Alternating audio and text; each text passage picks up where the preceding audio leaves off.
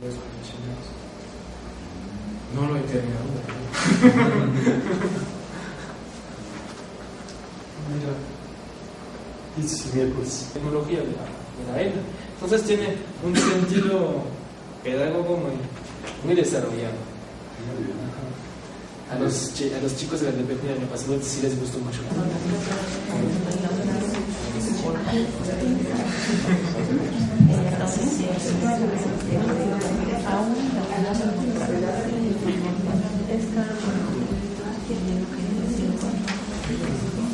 Buenas tardes.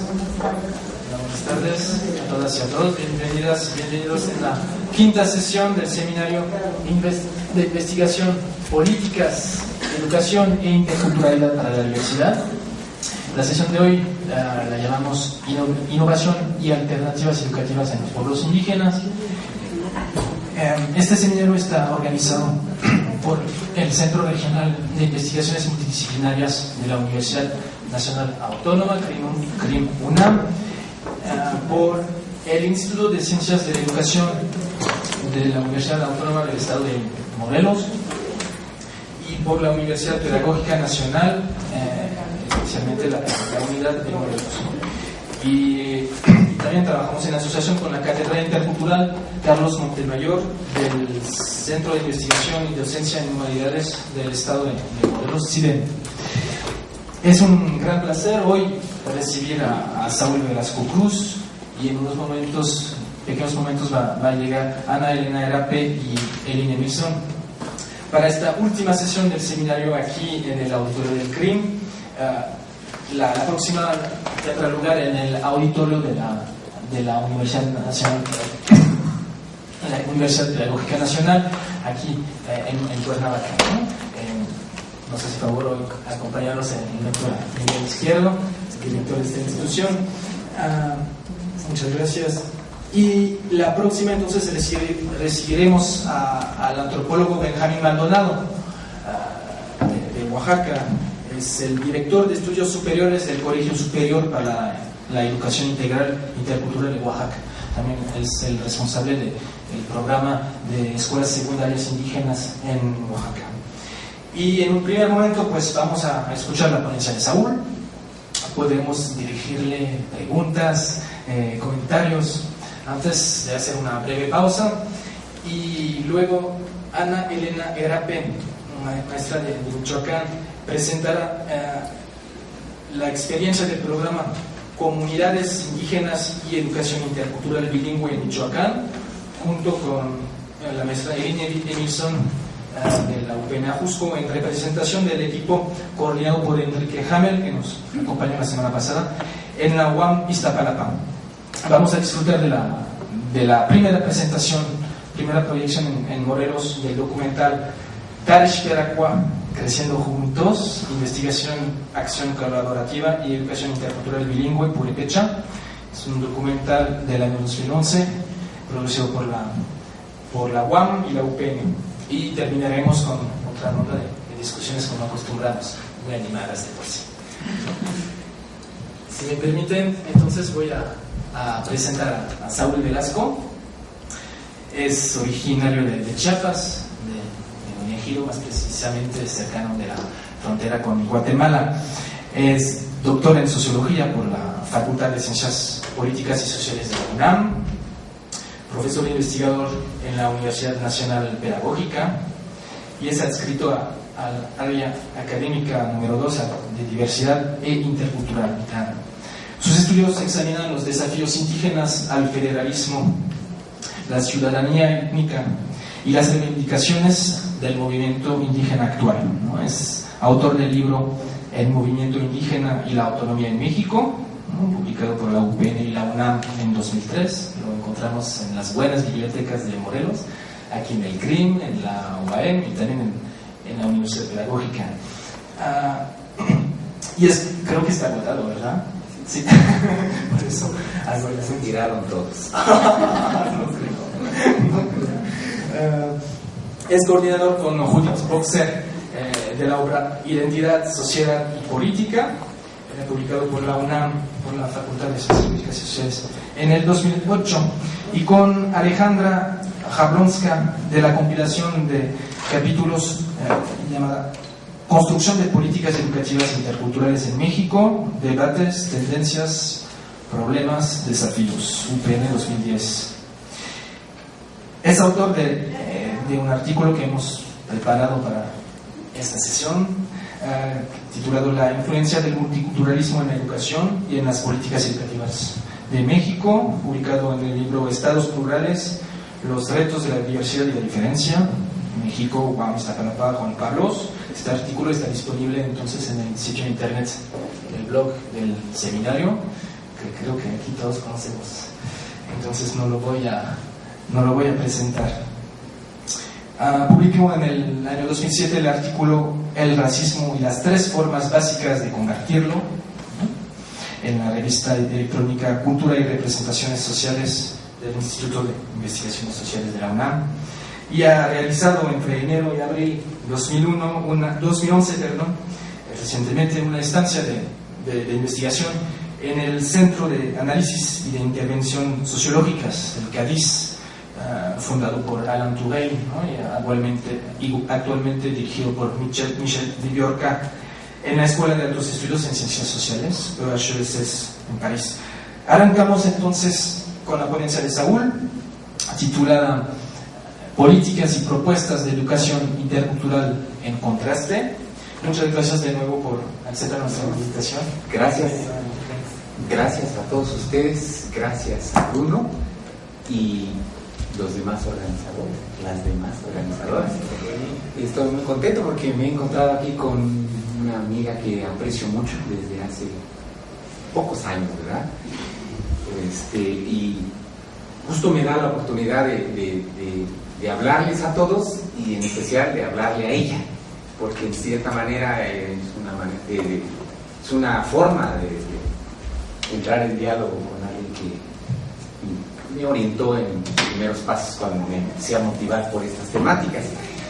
Me refiero a la profesora Jani Horn Hernández.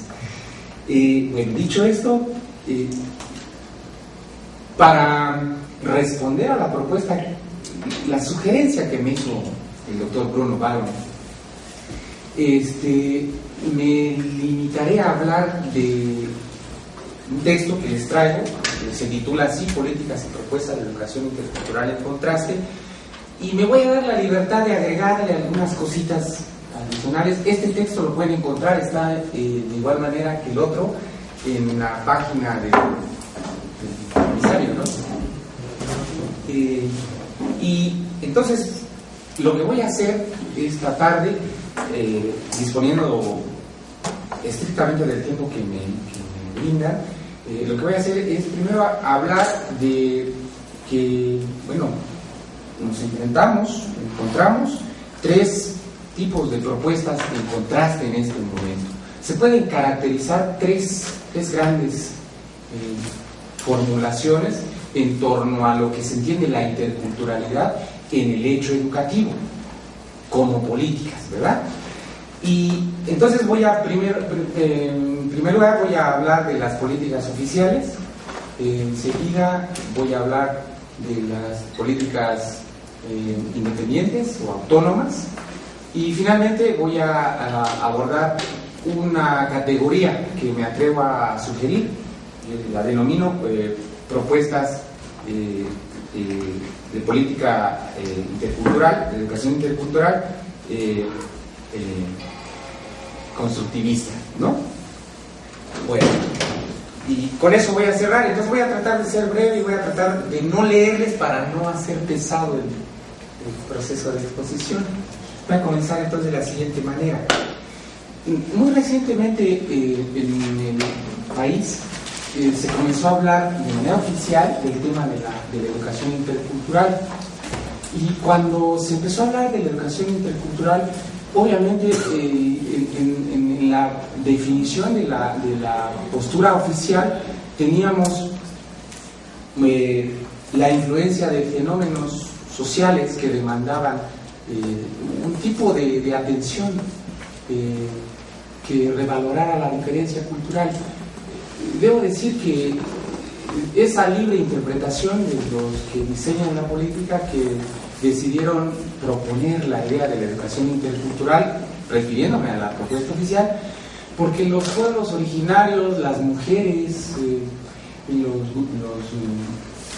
que tienen capacidades diferentes, los afromexicanos, no necesariamente en sus discursos decían queremos una educación intercultural, porque la población no se mueve con base a conceptos, sino que tiene unas ideas generales de las que los políticos, los que deciden y diseñan las políticas educativas, van tratando de ascribir a un tipo de conceptos.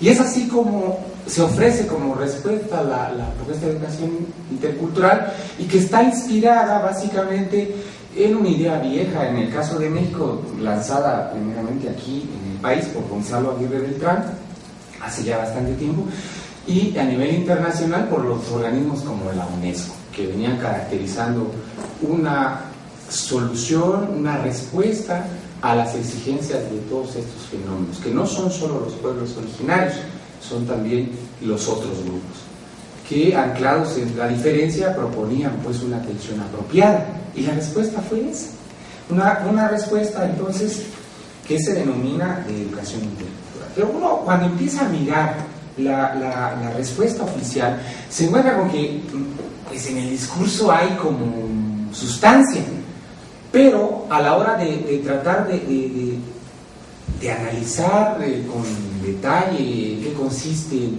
esas alternativas de instrumentación que se están previendo en las políticas, uno descubre que no hay, digamos, una elaboración consistente, sino que se queda en el enunciado. Y eso en un primer momento aparece como algo que cualquier analista descubre de inmediato y dice, yo no sigo analizando. Sin embargo, me atreví a dar un pasito más porque descubrí que, por ejemplo, el gobierno de Fox, que todo lo quería resolver así en un tiempo muy rápido, se atrevió a encargar a algunas personalidades, donde estaba doña Silvia Esmelquez, que hicieran una propuesta pues para presentarla a la brevedad como respuesta, ¿verdad?, a las exigencias principalmente de los pueblos originarios, ¿no? Y entonces se elabora la propuesta de la educación intercultural para todos. En este momento no voy a referir a la educación indígena, voy a referir a la educación intercultural para todos como una alternativa hecha al vapor, bastante consistente en el discurso, insisto, pero que no previó cosas tan básicas como, por ejemplo, el tema de cómo instrumentarla a partir del currículum educativo. Había la idea de que había que relacionarse de otra manera, que había que hablar de la diversidad cultural, porque todo el tiempo el discurso en las instituciones era, bueno, todos son iguales, todos merecen la educación tal cual se ha elaborado en el currículum, sin hacer diferenciaciones, porque se consideraba en cierta manera bastante, digamos, lógica de que la desigualdad, si es algo que predomina en el exterior de la escuela, debería tratar de suprimirse dentro de ella. Entonces, la diferencia no era un tema relevante. Y aquí el planteamiento pasaba a ser distinto, porque se tenía la idea de que había que meterla en la escuela, y entonces, pues, obviamente que tenía que estar dicho en alguna parte del currículo. No aparece digamos, un plan sistemático de formación de maestros, de formación inicial y de formación continua. Tenemos otro detalle, el tema de, digamos, de la ubicación que tendrían los conocimientos, la lengua de los pueblos que tuvieran una lengua, digamos, en reclamo, y ser introducida en el aula, no solo en las áreas rurales, sino en las urbanas, en cualquier lado. No había una propuesta. La tenía la propuesta de educación intercultural bilingüe para los pueblos indígenas, que tiene otra historia, ¿verdad? Pero en el caso de la educación intercultural para todos, que es de la que estoy hablando aquí, no venía con claridad qué se iba a hacer, ¿no?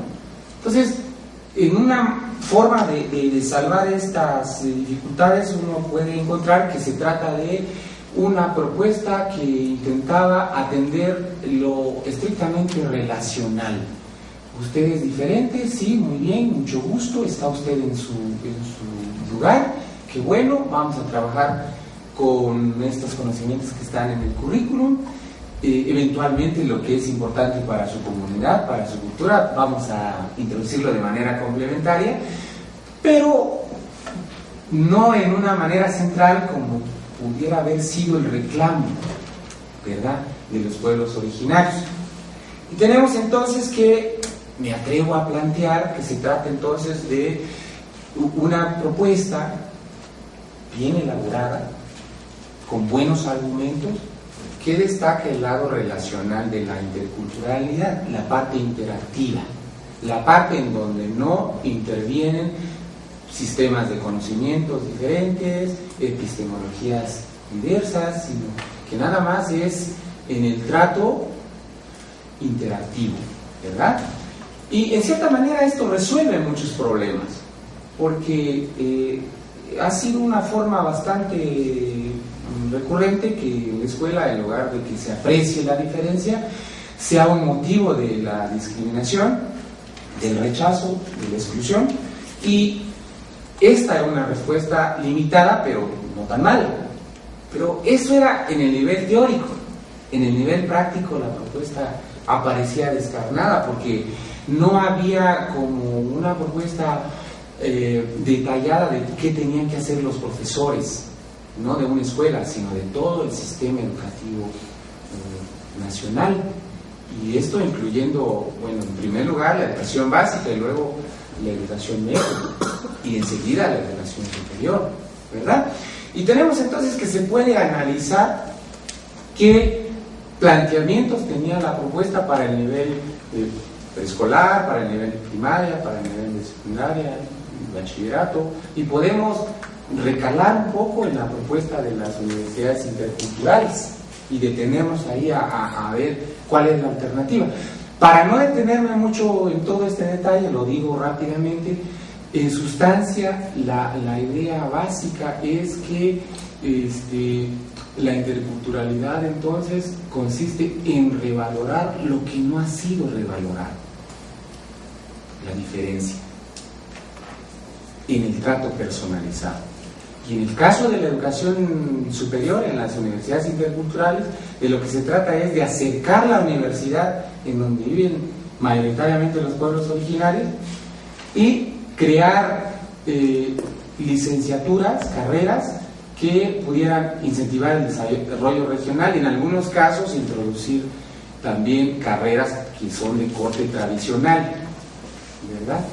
Pero los críticos vieron en esto, hay trabajos que analizan estos ejemplos y dicen, pues es una alternativa que todavía no tiene claro. Yo me refiero en el trabajo más amplio a una investigadora michoacana, a una periodista, recibió un premio tal vez Diego, que dice que era la interculturalidad de papel, que se trataba de una propuesta bien intencionada pero sin contenido, sin instalaciones apropiadas, sin profesores formados para un tipo de formación que revalorara la diferencia en toda la extensión de la palabra. Entonces, básicamente en una propuesta de última categoría, ¿no? Podemos decir de segunda, pero también se vale que digamos que puede ser de último, de lo peorcito, pues. Entonces, el tema es que la propuesta se puede mirar entonces a partir de las limitaciones que tiene, y las limitaciones que tiene le vienen a la propuesta de estar sustentadas sobre ideas liberales. Las ideas liberales son las ideas que dieron sentido a la organización de las sociedades que están, definidas bajo este formato de Estado-Nación, que definen un estado, una sola nación. Eventualmente hay estados que tienen más de una nación, 2 o 3, pero básicamente la idea liberal se esfinca en esta comunión de un estado y una nación, una cultura, y elimina de entrada la diferencia. Pero estas ideas liberales vinieron cambiando a raíz de las últimas 3 o 4 décadas. Hubo un movimiento fuerte que propició que el discurso de estas sociedades liberales recibieran ideas frescas de autores que proponían, exponentes de las ideas liberales, que decían: la cultura no es mala, la cultura es buena porque es a través de ella que elegimos las concepciones de lo bueno. Cada quien no elige en abstracto, elige con referencia a su cultura, y la cultura se aprende, se mama, se hereda. La cultura nos acompaña desde que nacemos y va con nosotros, de manera que no todos elegimos, digamos, como se pensaba al comienzo, de una cultura etérea, inventada, imaginada, como decía Henrik Anderson.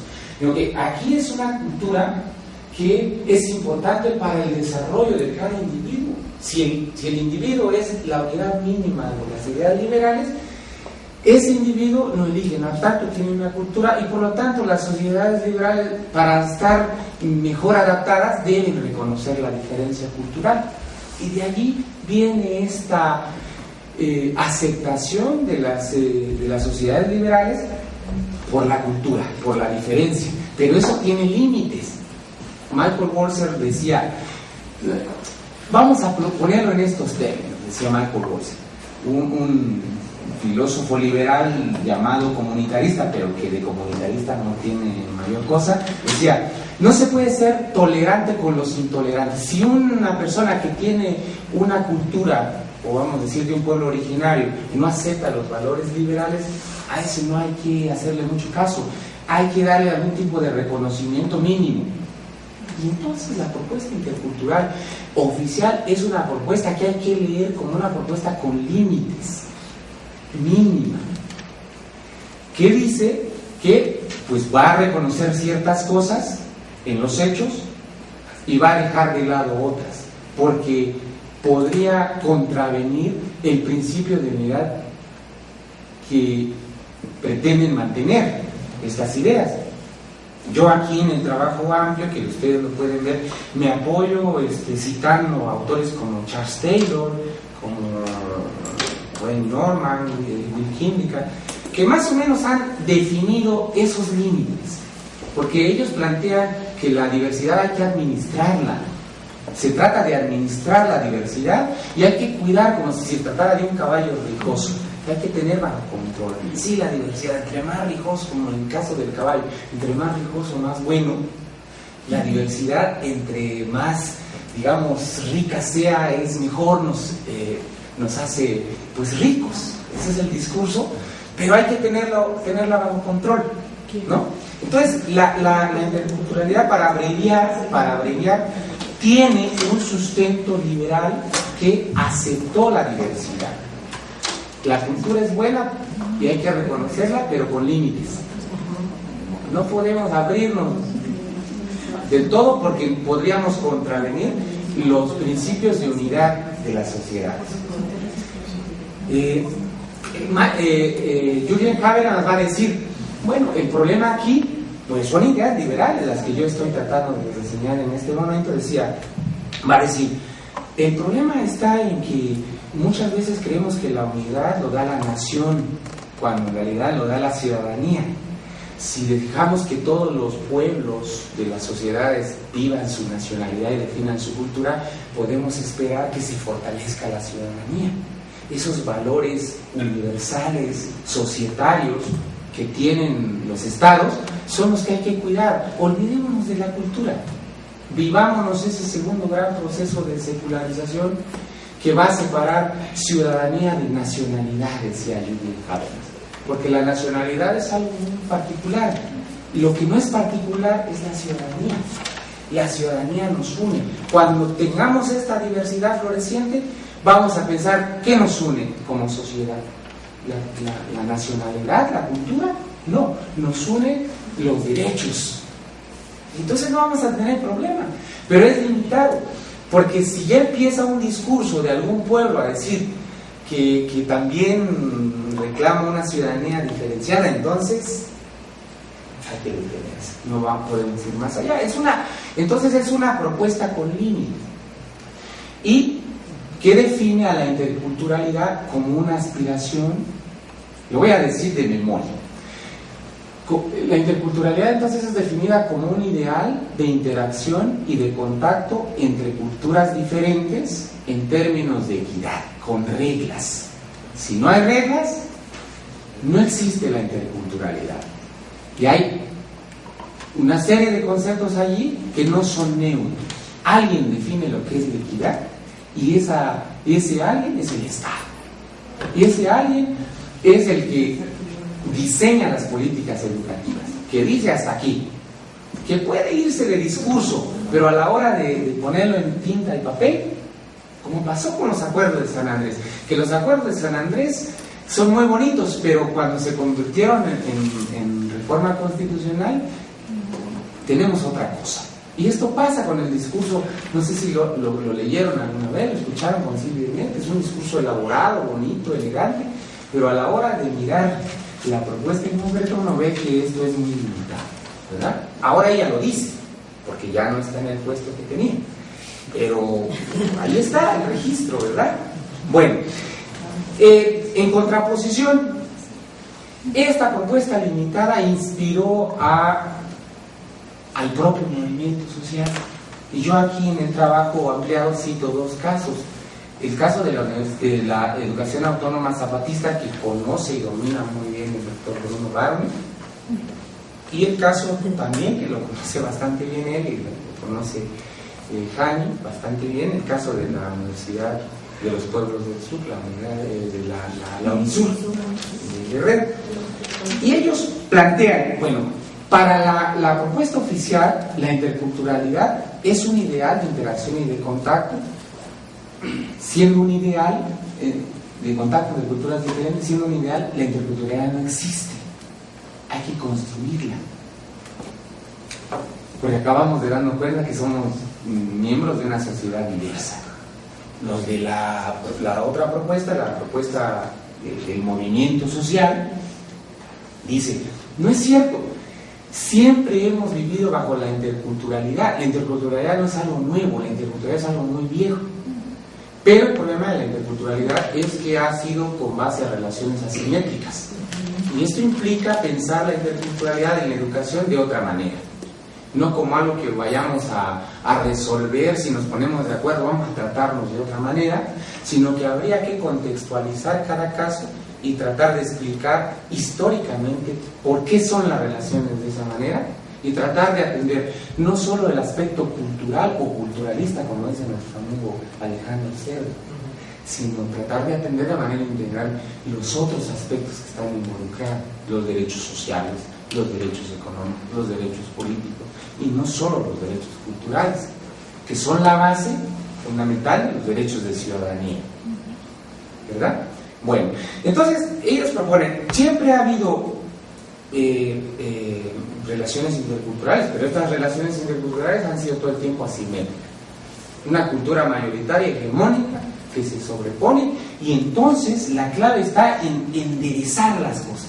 Y vamos a enderezar planteando un nuevo currículum educativo, que tampoco está claro cómo va a estar del todo elaborado ese currículum, pero hay una idea básica que plantea que si estas referencias epistemológicas de las sociedades occidentales es lo que priva en la manera de organizar el currículum oficial, pues habría que darle vuelta y organizarlo a partir del sistema de conocimiento de los pueblos originarios, y a partir de allí meter de manera complementaria esos conocimientos que vienen de Occidente. Y entonces tendríamos una manera muy particular de elaborar currículum. Y empecé a meterme con un poco de detalle para mirar de dónde venían estas ideas. ¿Era una idea cocinada dentro de los pueblos indígenas o es que era un movimiento más global? Y resulta que, ahorita le diré un fragmento de lo que dicen los maestros de la nueva educación para México, la UNEM de Chiapas. Pero previo a eso, quiero decirles que empecé a preguntarme de dónde vienen estas ideas y encontré que tienen una fuerte inspiración en una postura que ahora ya tiene nombre, se denomina la propuesta teórica del interculturalismo latinoamericano, que tiene autores, varios pensadores mexicanos bastante buenos, don Guillermo Bonfil Batalla, don Pablo González Casanova, don Rodolfo Stavenhagen, son parte de este grupo, pero que está también ahí Aníbal Quijano y muchos otros, ¿verdad?, que citan a Paulo Freire, y que a través de ellos se plantea que el fundamento de este interculturalismo crítico latinoamericano, ¿verdad?, se puede construir, a partir de ese interculturalismo crítico, se puede construir una propuesta de educación intercultural que le dé vuelta al orden curricular. Y entonces uno ve que las ideas se mueven de manera muy veloz y de manera invisible, porque hay que meterse a los documentos para encontrar esa relación estrecha. Y entonces el fundamento de estas propuestas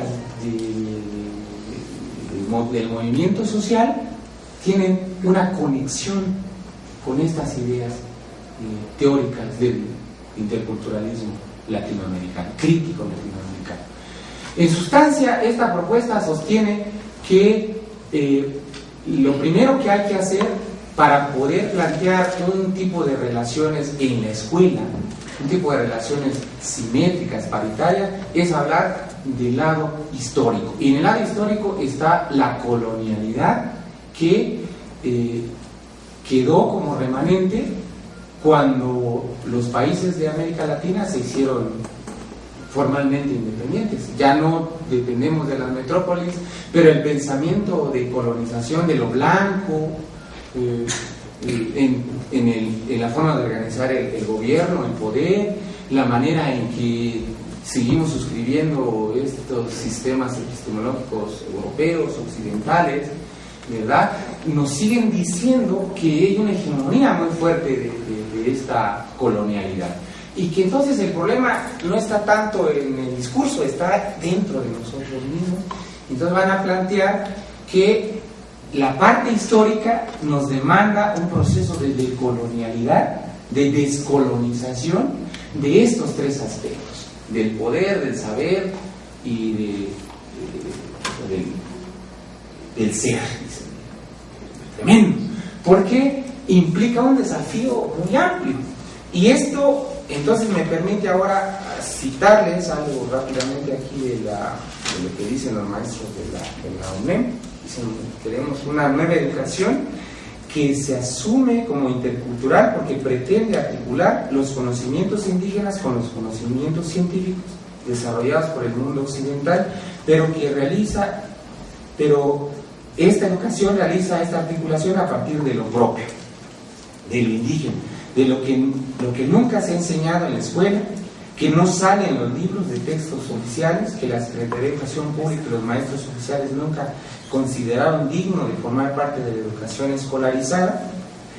Es así que los valores positivos que norman la vida de los pueblos y sociedades indígenas representan el filtro para realizar un proceso de articulación y contrastación intercultural. Estos valores constituyen los criterios que permiten al maestro integrar los conocimientos científicos a los conocimientos indígenas que se desprenden de las actividades sociales, productivas, rituales y recreativas que, de acuerdo a su calendario socioecológico, realizan las comunidades indígenas en su entorno sociocultural, y que en la propuesta educativa de la UNEM y educadores independientes constituye la base para constituir el conocimiento escolar.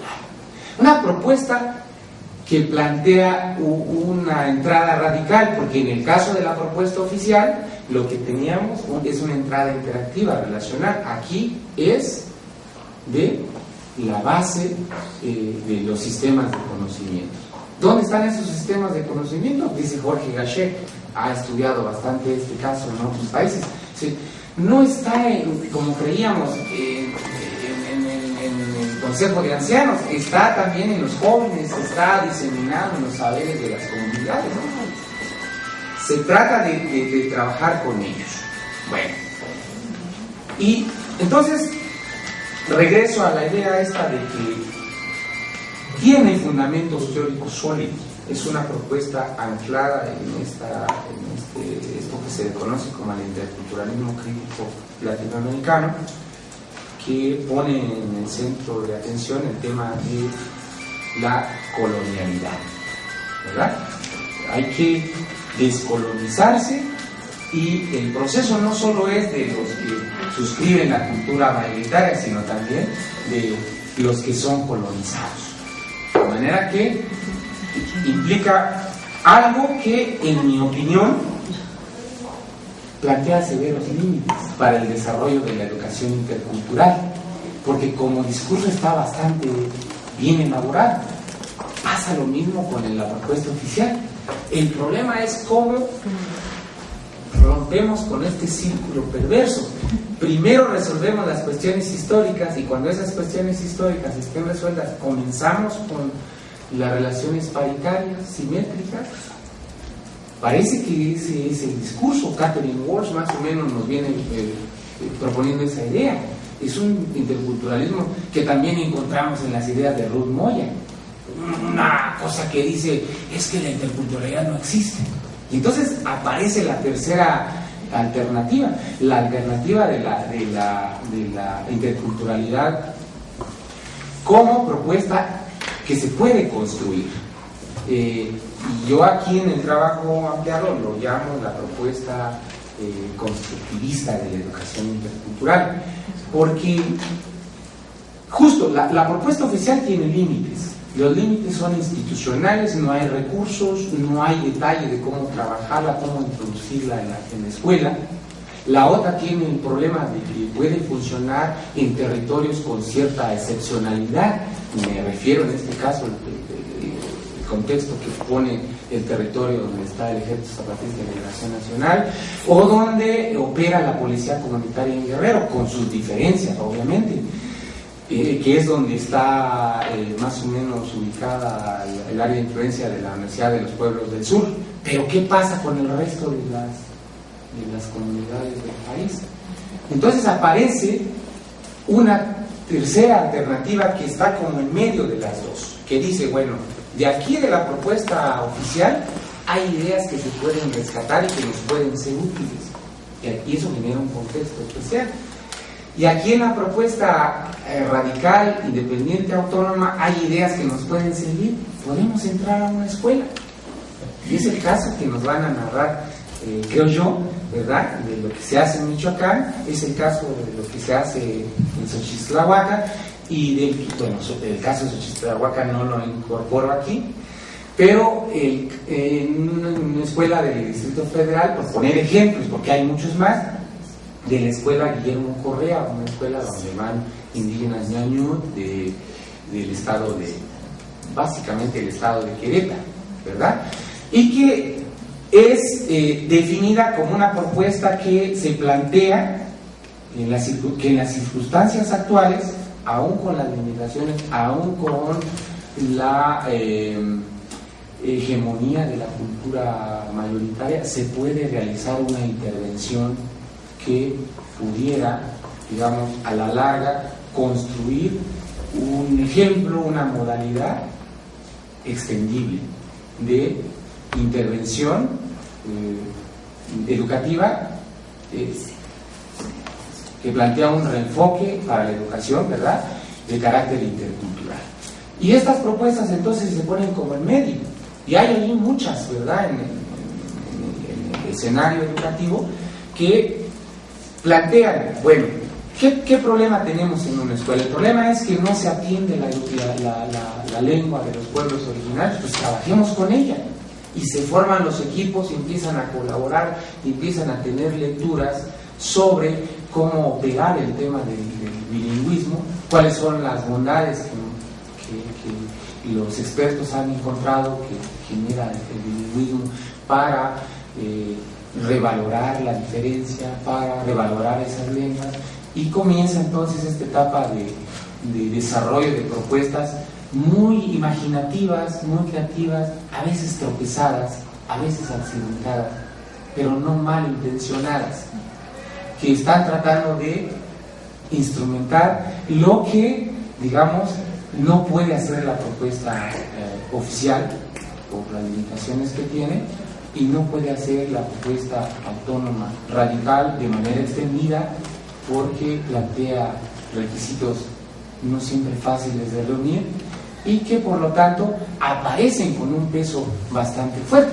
Probablemente se pueda crear una categoría más, y yo me atrevo a caracterizar 3, ¿verdad? Y mi interés es que la gente lo lea, y si tiene alguna crítica fuerte que la despedace, pues de esa manera yo puedo darme cuenta de que algo falló, ¿no? O que fallaron muchas cosas, porque de lo que se trata aquí es de darles el lugar que tienen cada una de estas alternativas, porque ninguna de las propuestas es neutra, ni teóricamente ni políticamente.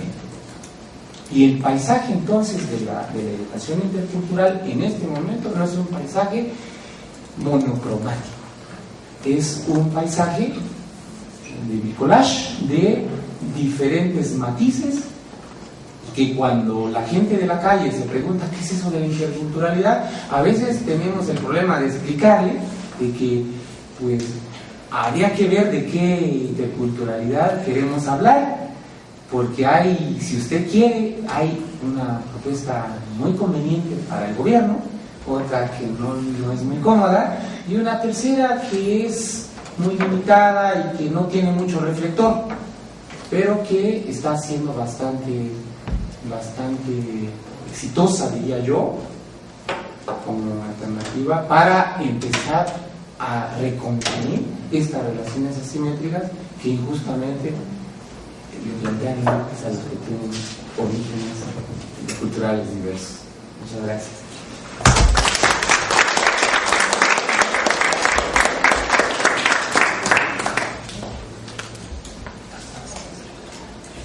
Buenas tardes, mi nombre es Lucas Ruiz de Chiapas, y me da mucho gusto escuchar a Saúl por esta importante conferencia, ¿no?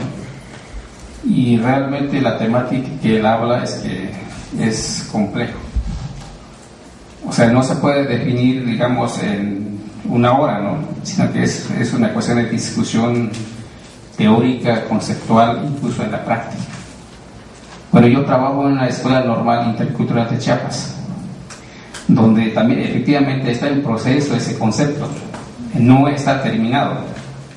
Incluso cuando se habla de la interculturalidad, es cierto que no es tangible, pues, o sea, no se puede ver. Muchas personas creen que la interculturalidad es que yo me lleve bien con la persona con quien ando, que platico bien, comparto, pero va mucho más allá. En el caso de, hay diferentes regiones de México donde prevalece una dominación de un grupo con el otro. En el caso de Chiapas, los pueblos indígenas, los pueblos originarios conviven con el otro grupo, lo que le llamas el otro, ¿no? El yo con el otro. Incluso muchos investigadores de Chiapas dicen que ahí no hay interculturalidad. ¿Por qué? Porque todavía prevalece esa discriminación permanente, ¿no? Ahora, si vamos en el plano práctico, ciertamente habría que ver, para que determinar si hay una relación intercultural en un determinado grupo, pues habría que convivir por lo menos un mes con ellos, ¿no? Para ver si hay. No se puede ver la interculturalidad en una hora. No, porque no podemos, ¿no? O sea, es práctico. En lo teórico suena muy bonito, ¿no? Por la teoría ya está el concepto, ¿no? Incluso desde el gobierno federal, bueno, conocen muy bien que diferentes organismos internacionales y nacionales promueven la educación intercultural. Uno para todos, otro para los pueblos indígenas. Pero parece ser que el concepto se ha confundido porque la gente piensa que la interculturalidad es nada más para los pueblos indígenas, efectivamente, ¿no? Y no es así, debe ser para todos. Entonces la pregunta sería para Saúl, ¿no? De que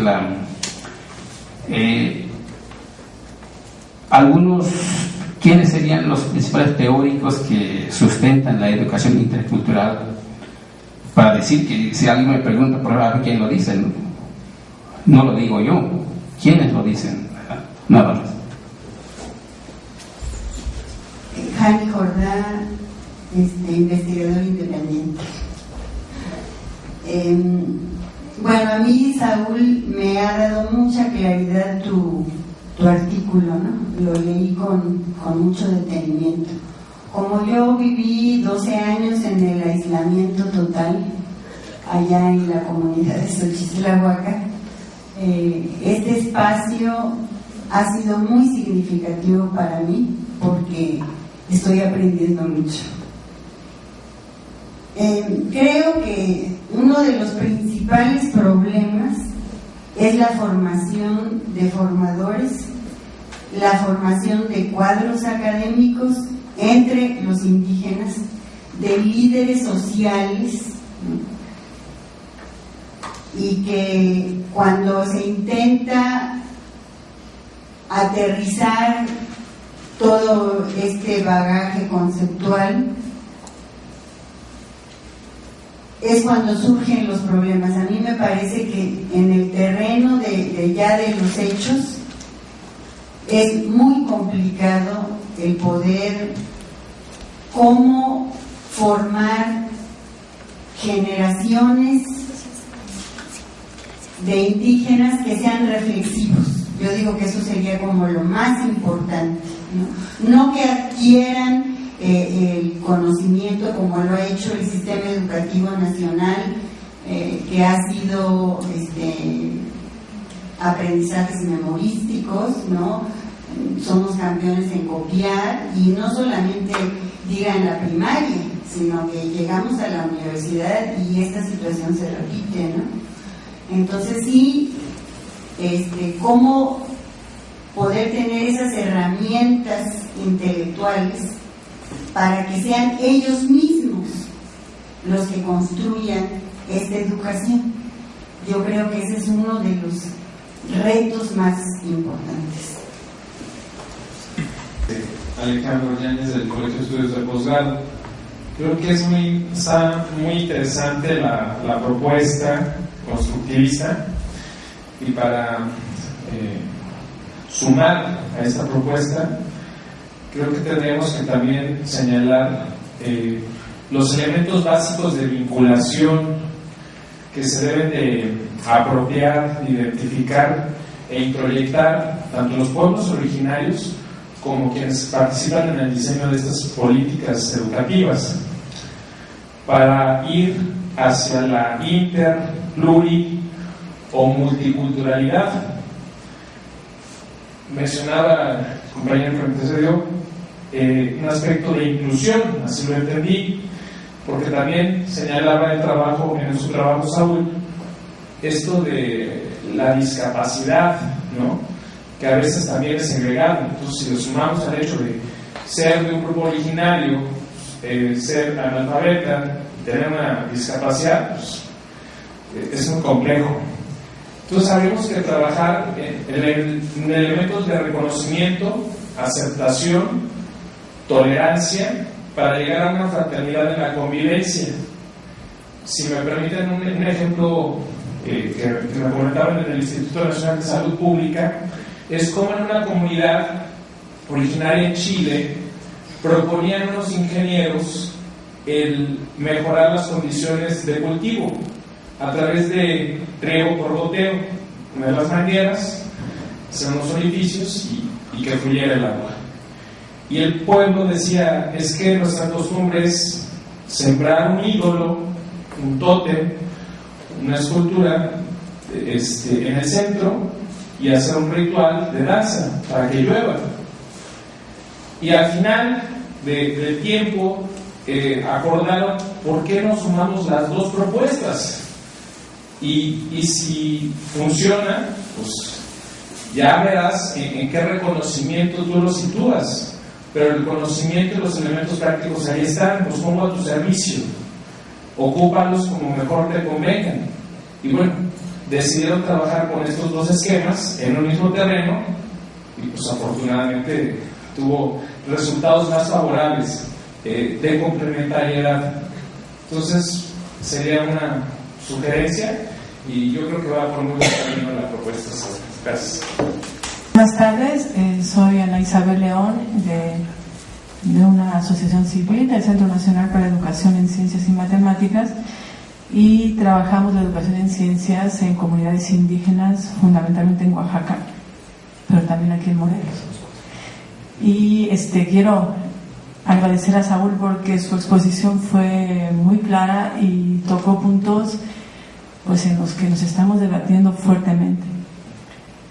Cuando uno está trabajando en las comunidades y está proponiendo que haya una vinculación entre la escuela y la comunidad, pues estos puntos que has tocado están presentes cotidianamente.